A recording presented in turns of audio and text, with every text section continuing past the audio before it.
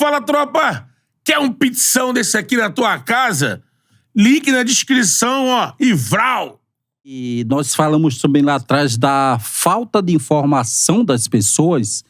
Eu passei, assim, um momento... Eu morava lá em Niterói, em Nikit, como eu falei, já morei em Niterói. E nessa época eu treinava no Caio Martins.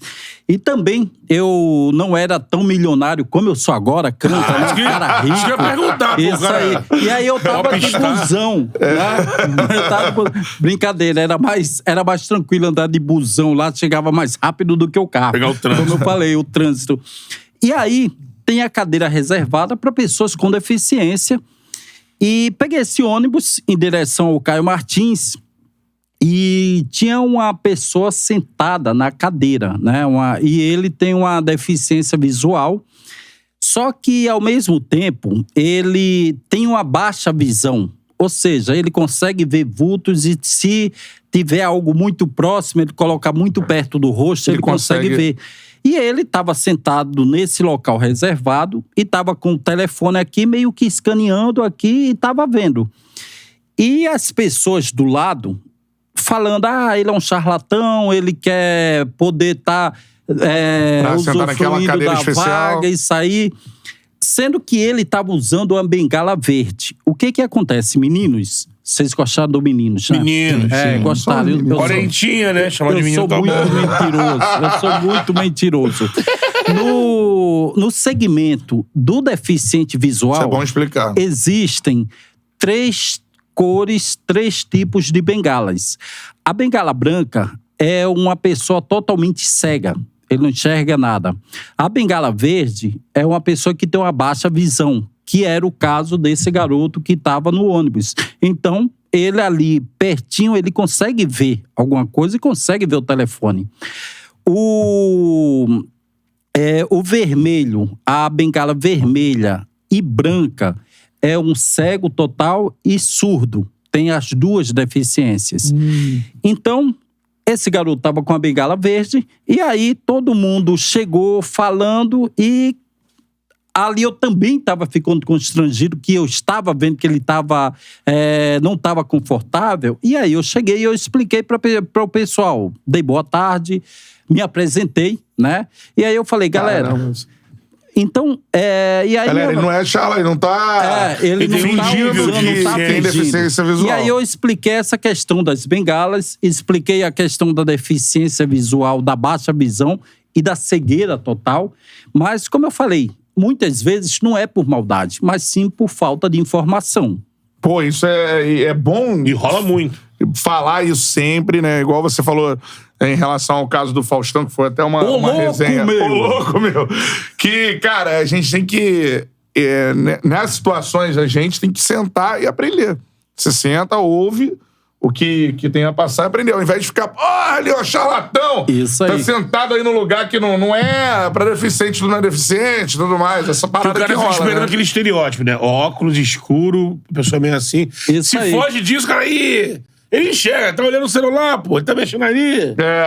E você já aprendeu alguma coisa assim com... Deve ter aprendido várias, né? Por conta até do convívio no esporte. De outras deficiências, assim, que você não sabia. E você, caramba... Como é que... Porque você já contou deficientes visuais, assim. Até né? juntando essa pergunta, no esporte rolou muito isso. Rola isso, sim.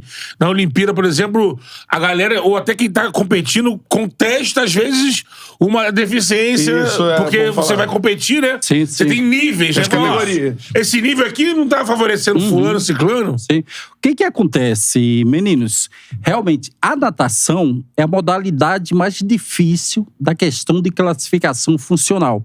Por quê? Porque na natação é a única modalidade que deficiências diferentes nadam na mesma categoria.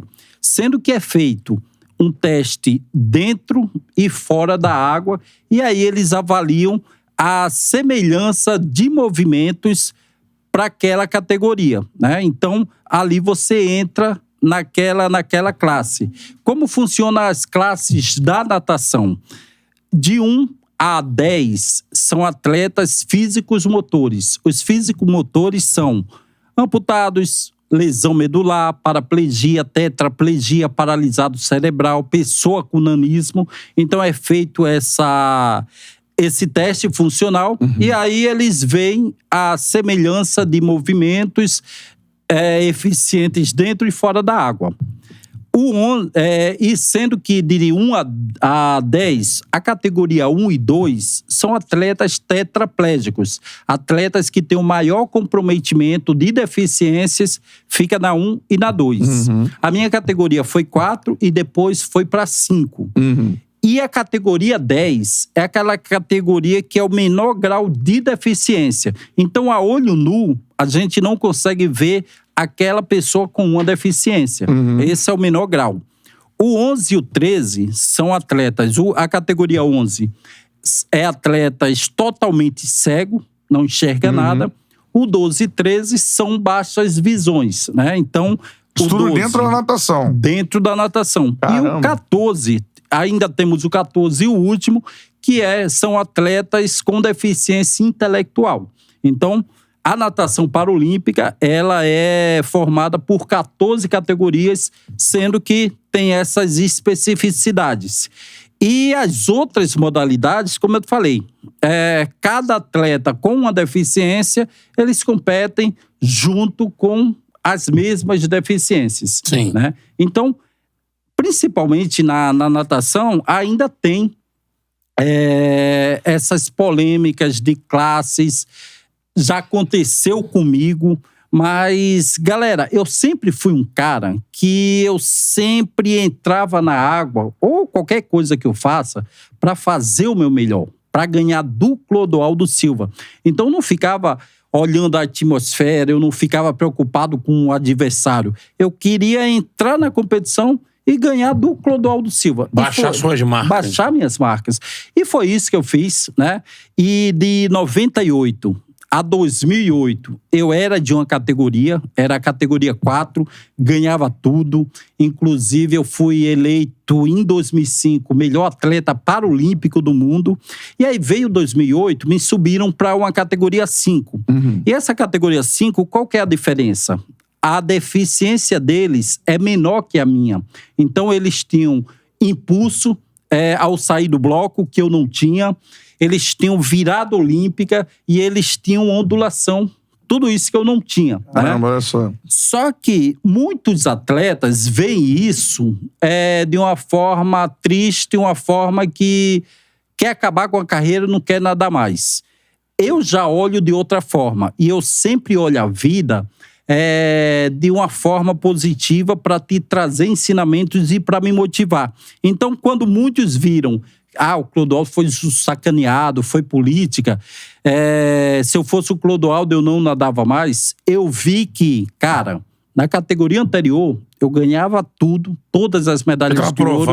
Né? Ganhava com meio metro, 25 metros de distância. Nessa categoria, eu tenho uma deficiência maior. Mas na outra que eu ganhava 10 medalhas de ouro, se eu ganhar pelo menos uma de ouro aqui, vai ser muito mais valorizada do que lá atrás. E isso aconteceu em 2008, né? Continuei nadando, nadei até 2016, continuei ganhando medalhas, finalizei minha participação na Rio 2016, que foi muito melhor do que eu imaginava. Então, a mensagem que eu posso dar para a galera do Charla é justamente, quando você achar que acontece algo que é ruim, olhe pela parte boa. Olhe pela parte boa, porque tudo só acontece na hora e no momento certo, mas você não pode desistir, tem que continuar. Meninos, subiu o sarrafo do desafio, ele falou, Então, ao invés de falar, não quero mais, ele se obrigou a chegar nesse patamar. E aí ele cresce também, né? E aí, voltando ainda nesse assunto, imaginem, né? Se eu penso como na maioria pensou, o Clodoaldo subiu de classe, não vai ter mais chances de ganhar medalhas. Imagina se eu penso dessa forma e paro em 2008. Eu não ia ganhar medalhas para Pan-Americanas, né? Eu não ia ganhar medalhas em 2016, eu não ia acender a pira dos Jogos de 2016 se eu tivesse parado em 2008. Então, tudo é ensinamento e você tem que colocar algo na sua cabeça. Não é você contra o mundo, é você que sempre tem que acordar pensando em fazer o seu melhor e pensando em se melhorar e evoluir. Pô, sensacional. Pô, É isso foda, aí, foda, cara. isso aí.